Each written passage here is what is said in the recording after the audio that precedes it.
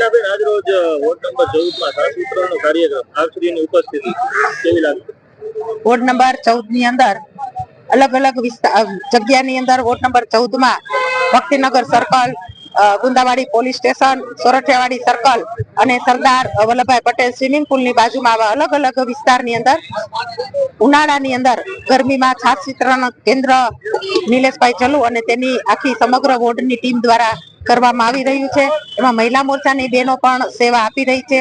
ખરેખર ઉનાળાની અંદર આ તકતકતી ગરમી અને લૂની અંદર છાસ પીવડાવી અને રાહદારોને જે શાંતિ મળતી હોય છે છાસ પીવાથી, એ ખરેખર આ ટીમને હું અભિનંદન આપું છું કે આવા ગરમીની અંદર 5 જગ્યાએ રોજનું 350 કિલો ઘોરવું અને દરરોજ 3,500 જેટલી પબ્લિક આ છાસ વિતરણ કેન્દ્રનો લાભ લે છે.